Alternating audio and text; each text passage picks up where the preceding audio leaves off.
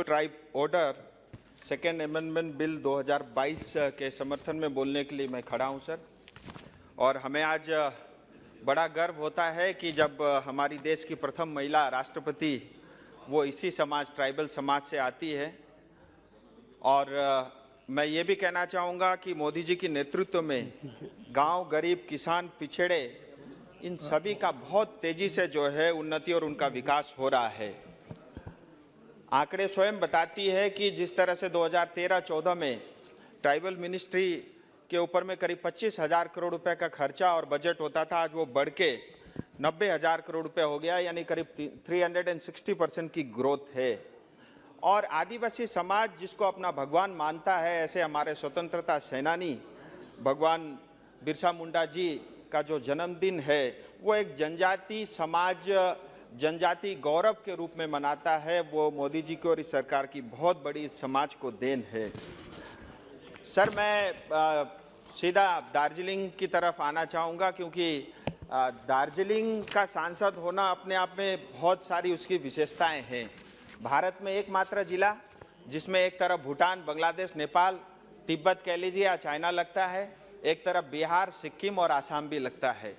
और unity and diversity आप ये किताबों में पढ़ेंगे, लेकिन अगर उसका प्रैक्टिस आपको देखना है, मैं स्वागत करना चाहूँगा। दार्जिलिंग में हर जाति समाज के लोग मिलजुल करके रहते हैं, ऐसा एक विशिष्ट स्थान है। चाहे वहाँ की चाय हो, चाहे वहाँ का टॉय ट्रेन हो, वहाँ की टूरिज़्म हो, और हाइड्रो पावर से बिजली भी सबसे पहले हिंदुस्तान में दार्जिलिंग में आई। और भारत में बसने वाले करीब 1.5 करोड़ गोरखा समाज का ये धड़कन है, उनकी आत्मा भी दार्जिलिंग में बसती है। सर, मैं ये कहना चाहूँगा, भारत के जो 1.5 करोड़ गोरखा है, आए दिन इनके साथ बहुत अन्याय और अत्याचार होता है।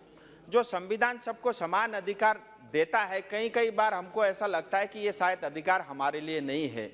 जबकि आप सर ये मानेंगे कि जब कॉन्स्टिट्यूएंट असेंबली बना, जब भारत का संविधान बना, तब उस संविधान के सदस्य बनाने वाले 2 गोरखा भी थे उन दिनों, डम्बर सिंह गुरुंग जी और अरिबहादुर गुरुंग जी। इशू ये है सर कि भारत नेपाल मैत्री, जो इंडिया नेपाल फ्रेंडशिप ट्रीटी है, उसके कारण दार्जिलिंग और खास करके जो सिक्किम में रहने वाले गोरखा हैं, उनको बार बार विदेशी और उनको नेपाली नागरिक कहा जाता है। और इसके कारण जो है आपने देखा होगा, कई बार दार्जिलिंग में कई सारे आंदोलन भी हुई, गोरखालैंड अलग राज्य की मांग भी हुई। खैर, मैं वो आज विषय नहीं रखूँगा, वो अलग विषय अलग फोरम में करूँगा। मेरा ये कहना है सर, अगर जो देखिए गोरखा 1931-1941 तक ये ट्राइबल स्टेटस इनके पास था, हिल ट्राइब के रूप में जाने जाते थे। लेकिन 1951 के बाद बहुत चालाकी से जो है उनको उस अधिकार से छीन लिया गया। और पश्चिम बंगाल के हमारे साथी बहुत अच्छे भाषण दे रहे थे इस बिल के ऊपर में, उन्होंने राष्ट्रपति जी का भी अपमान किया। और उनका दूसरा मेरा उनके ऊपर आरोप ये है कि पूरा दार्जिलिंग जब 1954 में बंगाल का हिस्सा बना तो जमीन की तो अपना बना लिया, अपना मान लिया, लेकिन वहाँ रहने वाले जनताओं को अब तक इन्होंने अपना नहीं माना। मेरा आपके माध्यम से सर ये है कि जो छूटे हुए 11 जनजाति है उनको एसटी स्टेटस मिले, उसका कारण और भी है सर। FRA एक्ट 2006 दार्जिलिंग में लागू नहीं है।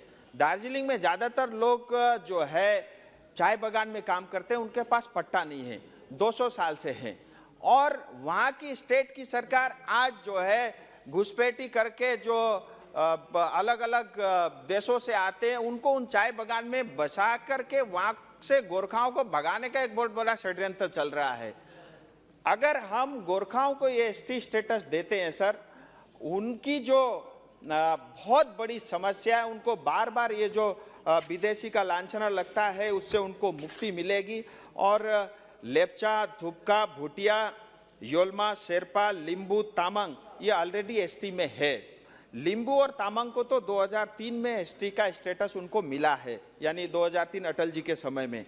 आज मगर, राई, सुनुवार, याखा, गुरुंग, नेवार, खस, धीमाल, धामी, भुजेल ऐसे 11 जनजातियां उस स्टेटस से छूटी हुई है। और ये हम उनको देते हैं, मैं तो ये कहता हूँ कि ये उनके बच्चों को एडमिशन मिले इसके लिए नहीं है, लेकिन उनके ऊपर में जो विदेशी होने का ये जो बार बार लांछना लगता है, कास्ट सर्टिफिकेट बनाने जाओ तो भी कहते हैं विदेशी हो, पासपोर्ट बनाने जाओ तो वो अधिकारी आके इतना तंग करते हैं, वो कहते हैं आप नेपाल से हो। वोटर आईडी कार्ड बनाने जाओ तो भी यही समस्या। तो ये एक जो 11 जनजातियां हैं, अगर हम उनको एसटी स्टेटस दे देते हैं तो इनका बहुत एक बड़ी समस्या का हल होगा। और मैं भारत सरकार से आग्रह करना चाहूँगा, मैं स्वयं मंत्री जी से कई बार मिला हूँ और भारत सरकार ने भी प्रयास किया है, कई बार कमेटियाँ भी बनी है और कमेटियों में जो है उनको लेकर के मतलब काफ़ी अच्छी बातें भी लिखी गई है। अब मैं ये चाहता हूँ इसमें ज़्यादा देरी नहीं हो और जल्द से जल्द उनको ये अधिकार मिले। मैं आपके माध्यम से भारत सरकार से ये निवेदन करना चाहूँगा। आपने मुझे बोलने का समय दिया, इसके लिए बहुत बहुत धन्यवाद।